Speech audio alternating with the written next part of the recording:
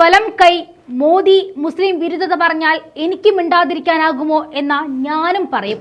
ഇങ്ങനെ പറഞ്ഞുകൊണ്ട് രാജ്യത്ത് എങ്ങനെ വർഗീയത ഉണ്ടാക്കാമെന്ന് ഗവേഷണം നടത്തുന്നവരിൽ ഒരാളായ അമിത്ഷാ സിദ്ദിപ്പേട്ടിൽ നടന്ന തെരഞ്ഞെടുപ്പ് പ്രചാരണത്തിനിടയിൽ തെലങ്കാനയിൽ BRSഉം കോൺഗ്രസും സംയുക്തമായി നടപ്പിലാക്കിയ മുസ്ലിം സംവരണം അവസാനിപ്പിക്കുമെന്ന് പ്രഖ്യാപിച്ചിരിക്കുകയാണ്.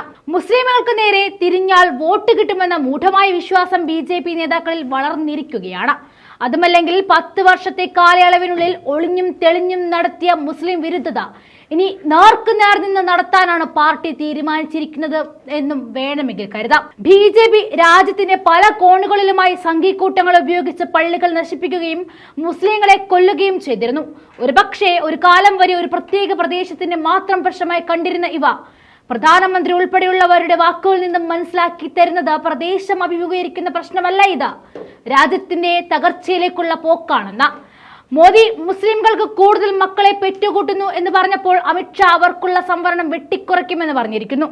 ഇത്രയും ധൈര്യത്തോടെ രാജ്യത്തോട് ഇവരിങ്ങനെ പറയണമെങ്കിൽ ഭരണകാലയളവിനുള്ളിൽ അവർ വേരോട്ടമുണ്ടാക്കിയ വർഗീയത ഫലം കണ്ടിരിക്കുന്നു എന്നവർക്ക് അത്രയ്ക്ക് ഉറപ്പുണ്ടായിരിക്കണം. കോൺഗ്രസ് തെലങ്കാനയിൽ ATM ആക്കുമെന്നും അമിത്ഷാ ആരോപിച്ചു.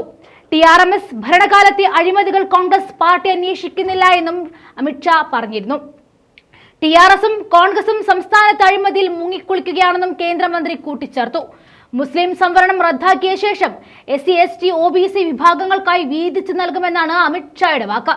തിരഞ്ഞെടുപ്പായതുകൊണ്ടായിരിക്കും SC STയോട് BJPക്ക് ഇത്ര സ്നേഹം. കാരണം നോർത്ത് ഇന്ത്യയിൽ ദളിതന്റെ നേരെ മൂത്രമൊഴിച്ചത് മുതൽ വെള്ളം കുടിക്കുന്നതിൽ വരെ ഐത്തം കാണിച്ചത് BJP നേതാക്കളാണെന്നതും അവരെ നിങ്ങൾ സംരക്ഷിക്കുന്നുവെന്നതും ഈ സ്നേഹത്തിൽ കൂടി ഞങ്ങൾ ഓർമ്മിപ്പിക്കുന്നു.